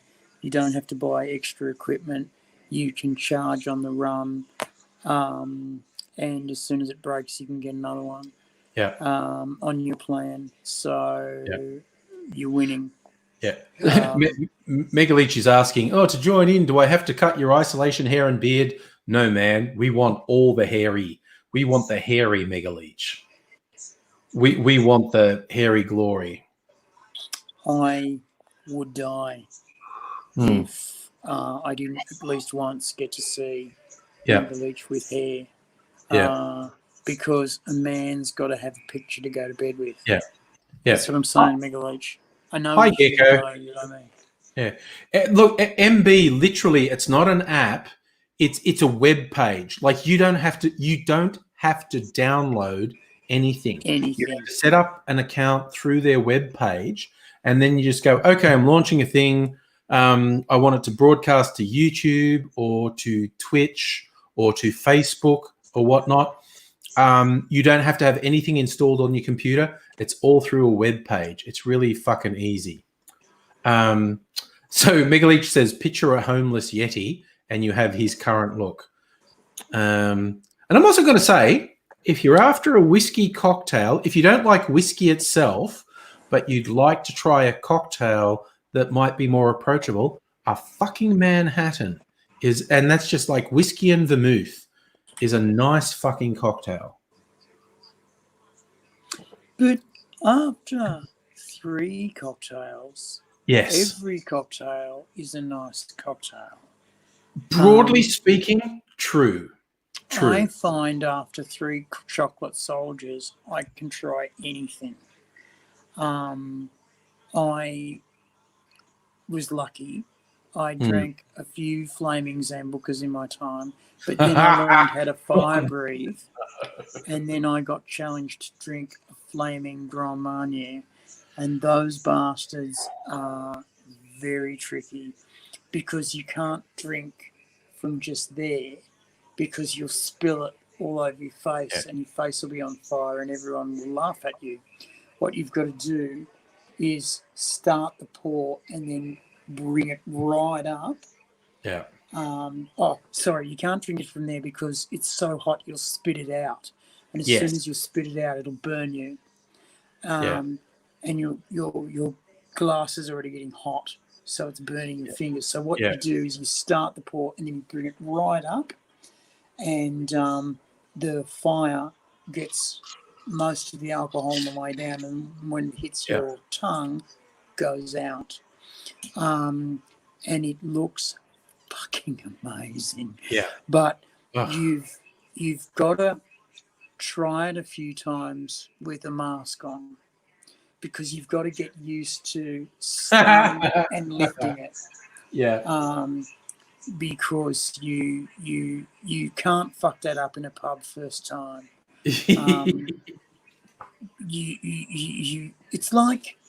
like drinking a yard glass.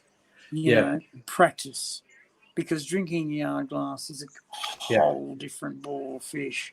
And it's, you drink down the stem and you think, oh, I'm doing okay, and then you get the bulb and then up it comes. And the trick is really, as my brother told me, my youngest brother, who drinks a yard glass in about 30 seconds. Wow. The trick is basically when you finish the stem to pull the bulb down just a bit, and the bulb can still be higher than the lip, and Yeah. then to gently bring the bulb up. Yeah. Takes practice, takes Yeah. skill, and Yeah. my brother was a deviant. He's Mm. not anymore, and that saddens me. My uncle was in a Scots army regiment, and they had, I forget what it was, a flaming shot that they all had to do a thing. He got really good at it. He was really sly. He would actually blow it out before it got to his lips. So it was like flaming, and he'd bring it up, and it looked like he's drinking, but it's just like you exhale at exactly the right time and blow the flame out. And he could do it flawlessly. No one could spot that he was blowing the flame out. Blowing it out, exactly. But it was, you neck it really fast. You know, it would. And he was very good at it. Oh, Gecko joining us from the States is apologising for how embarrassing America is. Gecko, I'm having to apologise for Victoria because we're infecting the rest of the country at the moment. We had it licked. We had it down. We were the state that was virtually first at fucking shutting it down, and then all of a sudden it's flared up again. And our Premier has had to turn around and say, guys, I'm sorry, you're back in lockdown. Yeah. And anyway. It's spreading more and more and more. And he's going, more and more places are back in lockdown. And lockdown is a pain in the ass because you've got to be in the house that you live in, and you've got to stay there with your family, and you've got to learn how to not give each other the irrits. But I have a feeling that at the end of this time, we'll have families broken up, but we'll also have families that are closer than they've ever been because they will have learned things about each other that they didn't know. Yeah. If you sit with someone for 10 hours in silence, you will find out so much about them that it's really crazy. I just want to say good night to Glee, who has to go. So good night, Glee. Thanks for coming, man. No, I agree. Everyone's getting on really well in my house, but I agree with you. People are either going to be really fucking antagonistic to their nearest and dearest, or even closer to their nearest and dearest. Yeah. It's affecting everyone differently. Oh, and the trick is don't be tolerant. Be on board. So they say something and you go, okay, I'm on board with that. Yeah. Let's fucking do that. And do it with joy. And also if they spit at you, go, okay, you've spat at me because you're pissed, because you're frustrated. Yeah. And they spit at you, immediately go and give them a hug. Oh, and that's say, nice. I'm so sorry you're so angry. Keep on telling me what's making you angry. Tell me everything that's making you angry. Yeah. And keep going. Just keep going. Yeah. Tell me everything, and I will fix what I can fix, and then we will fix everything else. That's a fine approach. You know, sometimes if you hug them, they'll punch you, but that's okay. Keep on hugging them and say, tell me what's making you angry, and I will fix what I can fix, or we will fix the rest. And it brings the pain and the stress and the anger right out of them. I remember once Boss in the House was really pissed at me because I found a drug in the house that I was absolutely not to have. Yeah. And he's put it on display and said, if I see that again, I'm gone. And I've gone, where did you find that? And he said, where he found it. And I've gone, I have not seen this before. I want you to see me disposing of it. I want you to take this down to the bin and kill it. Stay there. I want to look in the same space to see if there's any more. And I did, and I found 2 more of these drugs that I wasn't allowed to have. And I said, I want you to witness this. I want you to witness this. I found 2 more, get rid of them. And about a month later, I found 2 more. And I said, and he wasn't there. So what I did is I put them on his desk. Yeah. And he came home and I said, I want you to see this. I found these two. I want you to see them. Properly got them rid of. Yeah, he was okay with it. So, managing other people's anger is about hearing them,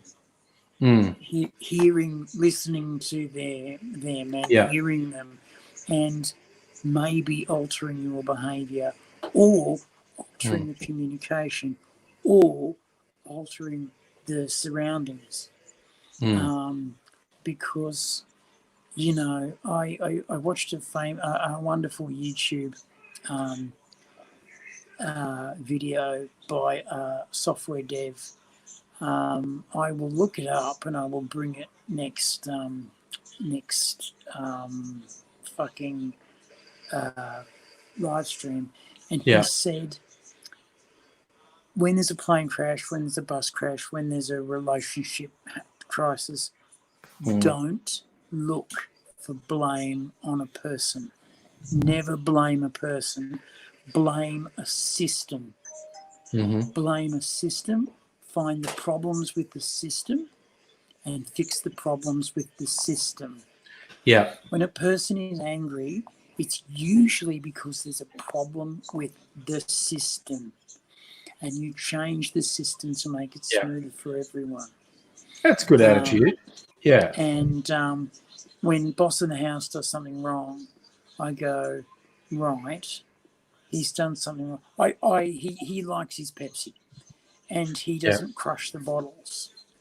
And I will get up and walk to the toilet and slip on the bottles and potentially break things and slip on my back. To this, there is noise accompaniment and a cursing of why didn't you crush the bottle. And he said, well, if you want something done, you should do it yourself. And I've gone, because he was sleeping tired. And I've gone, that's fair enough, and I do that. But if you look at me now, you'll see that I can't get up, and I've slipped on one of your bottles. You've either got to store them where I can't slip over them, or you've got to crush them, and you've got to now get out of bed and help me up. And he said, oh, I don't want to get out of bed. And I said, I can't stay here all night, and I don't want to piss the carpet. Get me up. And so we changed the system. We changed where the empty Pepsi bottles go so that they don't roll over, so that they don't fall into the path of Good solution. Good solution. We've also made a rule, no making a dam. I said the Manhattan's a good drink. Manhattan's a good drink. I'd give a 7 out of 10. This one, the New Orleans drink, the cocktail a la Louisiane, I'd give an 8 out of 10. This is even better. Wow. And that's gone. But this one, So what's in the clarified pina colada, fucking 9.5. This is just so good. Have you got My God, any that more left so I can come up over and have some? dude, I make big fucking batches of it, like because it is the clarification process is a pain in the ass. It actually takes a couple of hours, so it's more worth it to make bigger batches. So Makes sense to me. So I've got more in the fridge.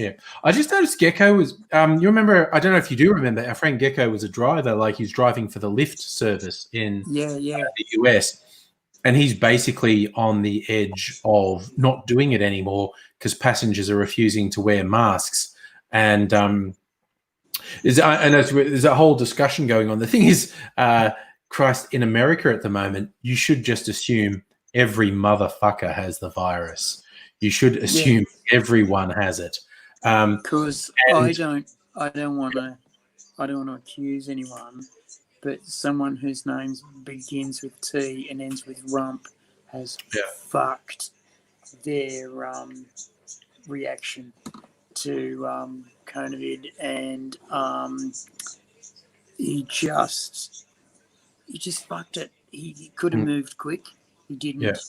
He could have listened to his medical people, not his PR people. That blew my mind. He listened to his PR people, not his medical people. His medical guy, Fauci, has just come straight out and said the US has to prepare for 100,000 new cases a day because it's out of control at the moment. They're up to 50,000 new cases a day. And he's just saying this shit is just gone. It's out of control. Everyone needs to get ready for 100,000 new cases a day. And then you get into the fucking Italy situation where the death rate is so high that the hospitals can't cope. So instead of, I think most people agree, if medical facilities are available, you would expect the fatality rate to be 1 or 2%, which when your population of the US is 300 million, that's bad. That means 3 million people dying over the next year or so.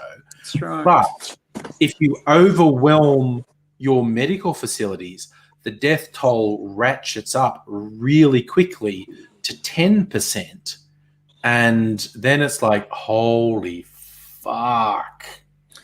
Yes, Italy got it more or less under control, but they had a month or two of it being completely out of control with a 10% death rate.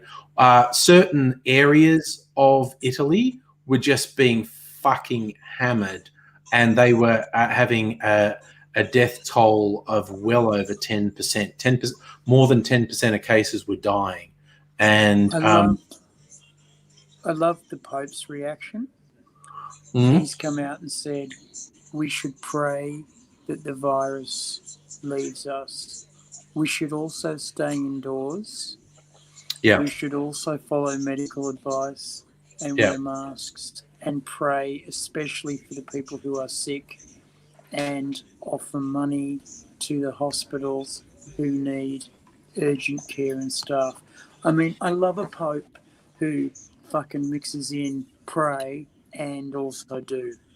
You know what I mean? He's not the worst Pope in history. Every other Pope would have gone pray for them, and fuck all else. But he's gone pray for them and do practical things. And, the faithful are going to go, right, I better go and get a mask. Yes. Sorry, I'm just giggling at the text. MB went, it's like karma for baby boomers for overpopulating the world. And, oh, my God, that was really evil that I said that. But we all say stuff impulsively. I didn't want to say that the skiing holiday is almost over. I didn't want to say that, but I have said it now. You know what? Everyone says the economy's going to die. I think so much money is going to be freed up that the economy is going to do just fine. Thank you very much. We'll have a really hard time for about 2 years, but then it's down to, did the politicians learn the right lesson or the wrong lesson? If they learn the right lesson, things will go really, really well. If they learn the wrong lesson, we're all fucked. Oh, God, yeah. Okay. Well, Megalici's bringing up, there's another fucking swine flu being identified in China that has all the hallmarks of being another pandemic. It hasn't actually crossed into humans yet, but it has all the markers that make it really fucking dangerous. And so it's like, yeah, okay, dudes, why not? 2020 hasn't been bad enough. Why don't we get a second pandemic that's worse than the first pandemic? Why not? 2020. Go fuck yourself, 2020. I want to do a sketch. Well, probably like a time travel, like maybe my old character, the blogging bot from the future, travels back to our period and asks me, how's things going? And I go, really shit. And he's going, oh, who's the US president? And we say Donald Trump, and he goes, oh, fuck, you're one of those realities. Shit. Oh, wait, who's the UK Prime Minister? Boris Johnson. Oh, damn, you're one of those realities. I And- really set the and dials it's in like, the wrong who's positions. the I'm Australian sorry, Prime dude. Minister? Who's the I'm going to Australian give you Prime these Minister? protein It's like bars. and I'm Scott gonna Morrison. And it's going, fuck me, in the infinite multiverse where every possible thing that happens, there is only one reality where when all the shit from 2020 hits, Trump, Johnson, and Morrison are in control. Dude, that's you. Oh, fuck, man. You're in the textbooks. You're in the multiverse textbooks. You are the fucked timeline right there. But Jesus. You So are I think fucking on that cheery note, we should all go to bed. We should all think about Alrighty. the Armageddon we're facing and go to sleep and have really nice dreams. Not Okay. dreams of apocalypse, just nice dreams of fluffy clouds and unicorns and dancing, that sort of thing. I like it. I like Yeah. it. And I'm not going to have anxiety dreams, but if I do, I'll tell you the juicy parts tomorrow. Definitely. Oh, tomorrow's going to be party night. Cool. And I'll tell you the horror story that I had, and it'll be spooky. Yeah. Um, Oh God, AZ can make the rest of us feel better by telling us his anxiety dreams. So Yeah. there you I can do that. I have that power. go. Mm. So smiley face has to go up. Yep. So that's Alrighty. smiley face up. So we're all going to bed. So look after yourself, one and all. And if you're around tomorrow night, I'm going to try and see if I can get 10 people on the stream. Go full fucking Brady bunch on this motherfucker. And we'll see how that goes. But honestly, I'm a little bit drunk because I made the video for my cocktail channel. But tomorrow's Friday night, so the fucking handbrake's off tomorrow night. Going. Yes, after 10's the maximum. At the moment, 6 is the maximum. But just yesterday, StreamYard said you can now have 10 people on the stream. So we're going to see if we can get 10 people to come in on the stream tomorrow night.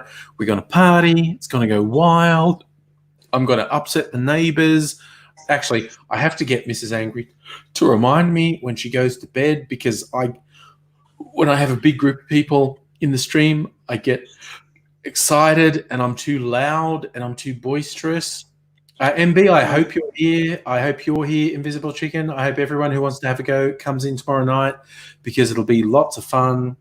And I might even take a few challenges drink-wise. Who the fuck knows? Tomorrow night is the Magical Mystery Tour. We will see what happens. But in lieu of that, look after yourself, one and all. I'm going to go to bed now. I will bid you, one and all, farewell. Take care. Much love. Bye for now.